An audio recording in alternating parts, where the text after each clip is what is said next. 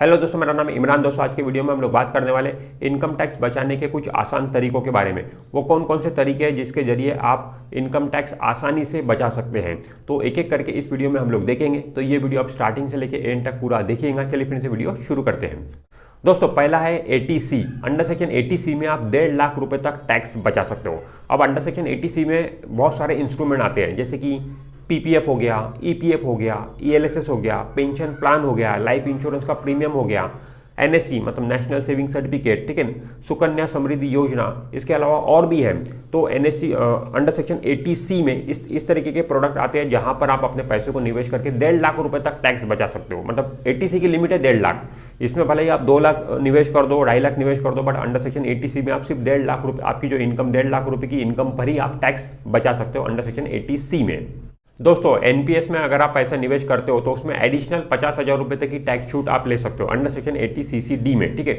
ये over and above under section 80C रहेगा। 80C में तो आपने 1.5 लाख रुपए तक की टैक्स छूट ले ली, उसमें ईएलएसएस में पैसा निवेश कर दिया या फिर पीपीएफ में पैसा निवेश कर दिया, तो वहाँ पे 1.5 लाख रुपए तक की इनकम पर आपने टैक्स छूट ले ली। और उसके अलावा एडिशनल 50,000 रुपए तक की इनकम पर भी आप टैक्स छूट ले सकते हो अंडर सेक्शन 80CCD में, पेंशन मतलब एनपीएस में पैसा निवेश करके। मतलब ये टोटल 2 लाख रुपए तक की इनकम पर आपको टैक्स छूट मिल जाता है अंडर सेक्शन 80C और अंडर सेक्शन 80CCD मिलाकर। दोस्तों, अगर कोई सैलराइड पर्सन है और वो अपनी सैलरी में कुछ अलाउंसेस लेता है, जैसे कि नॉर्मली हम देखते हैं कि मतलब जो सैलराइड पर्सन होता है उसको अलाउंसेस भी मिलते हैं, उसकी सैलरी टोटल सैलरी में इंक्लूड होता है वो सारी चीज़ें, जैसे कि कन्वेंस अलाउंस हो गया, टेलीफोन अलाउंस हो गया, एजुकेशन अलाउंस होता है। तो ये जो अलाउंस होते हैं, मतलब ये जो भत्ते होते हैं, ठीक है, इसका भी वो डिडक्शन क्लेम कर सकता है। मतलब उसकी जो टोटल इनकम है उसमें से ये इनकम मतलब ये माइनस कर सकता है ताकि उसकी टैक्सेबिलिटी कम हो, ठीक है। ये भी वो टैक्स बेनिफिट, इस चीज़ का भी टैक्स बेनिफिट ले सकता है एक सैलराइड पर्सन।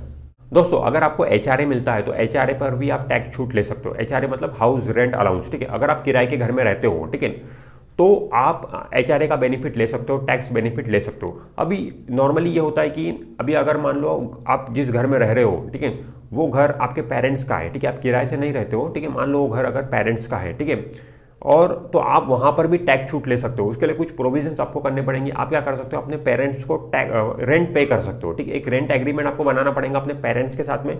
ये घर आपके पेरेंट्स का है और आप यहाँ पर रेंट से रह रहे हो और हर महीने आप रेंट भी वहाँ पे कर रहे हो और आपकी एक रेंट रिसिप्ट भी होना चाहिए, ठीक है, जो मतलब रेंट रिसिप्ट आपकी होनी चाहिए। तो इस तरीके का अगर है तो यहाँ पर भी आप टैक्स बेनिफिट ले सकते हो एचआरए का, ठीक है। तो इस तरीके से भी आप एचआरए का टैक्स बेनिफिट ले सकते हो। दोस्तों, होम लोन पर भी आप टैक्स बेनिफिट ले सकते हो 2 लाख रुपए तक। होम लोन पे जो भी आप इंटरेस्ट पे करोगे, ठीक है, जो भी इंटरेस्ट का अमाउंट रहेगा वो 2 लाख रुपए तक का टैक्स बेनिफिट आप वहां पे ले सकते हो। अगर इंटरेस्ट का अमाउंट 2 लाख रुपए है साल का, तो 2 लाख रुपए तक का आप टैक्स बेनिफिट ले सकते हो, ठीक है। दोस्तों, अंडर सेक्शन 80D में आप हेल्थ इंश्योरेंस प्रीमियम का डिडक्शन क्लेम कर सकते हो, ठीक है। मतलब आप हेल्थ इंश्योरेंस का प्रीमियम पे कर रहे हो, खुद के लिए पे कर रहे हो, वाइफ के लिए पे कर रहे हो या बच्चों के लिए पे कर रहे हो, ठीक है, या फैमिली फ्लोटर है आपका, तो 25,000 रुपए तक का टैक्स बेनिफिट आप यहाँ पर ले सकते हो, ठीक है।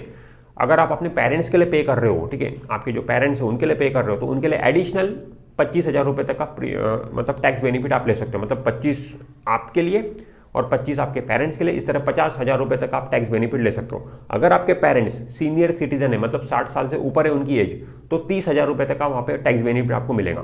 मान लो आपके खुद के लिए 25,000 रुपए का हो गया और आपके पेरेंट्स के लिए 30,000 रुपए का हो गया, मतलब अगर वो 60 साल के ऊपर है तो टोटल इस तरीके से 55,000 रुपए तक का टैक्स बेनिफिट आप वहाँ पे ले सकते हो। दोस्तों, इसके अलावा एजुकेशन लोन पर भी आप टैक्स बेनिफिट ले सकते हो। एजुकेशन लोन में जो भी आप इंटरेस्ट पे करोगे, ठीक है, जो भी इंटरेस्ट पे करोगे वो सारे इंटरेस्ट का आपको टैक्स बेनिफिट मिलेगा, ठीक है। और यहाँ पे इंटरेस्ट पेमेंट की कोई भी लिमिट नहीं है। जितना इंटरेस्ट आप पे करोगे साल में एजुकेशन लोन पे, वो सारा इंटरेस्ट की अमाउंट पर आपको टैक्स बेनिफिट मिलेगा। अब ये एजुकेशन लोन आप किसी के लिए भी ले सकते हो, मतलब खुद के लिए ले सकते हो, वाइफ के लिए ले सकते हो, बच्चों के लिए ले सकते हो। ये सारे एजुकेशन लोन पे आपको टैक्स बेनिफिट मिलेगा। अच्छा, ये जो एजुकेशन लोन है वो आप इंडिया में पढ़ाई करने के लिए भी ले सकते हो, फॉरेन में पढ़ाई करने के लिए भी ले सकते हो। दोस्तों, इसके अलावा जो इंटरेस्ट हमें मिलता है, मान लो आपने बैंक में फिक्स डिपॉजिट कर दिया, पोस्ट ऑफिस में फिक्स डिपॉजिट है, उस पर जो आपको इंटरेस्ट मिल रहा है वो साल का इंटरेस्ट अगर 10,000 रुपये से कम है तो उस पर आप टैक्स बेनिफिट ले सकते हो, ठीक है। वो भी डिडक्शन उसका आप क्लेम कर सकते हो।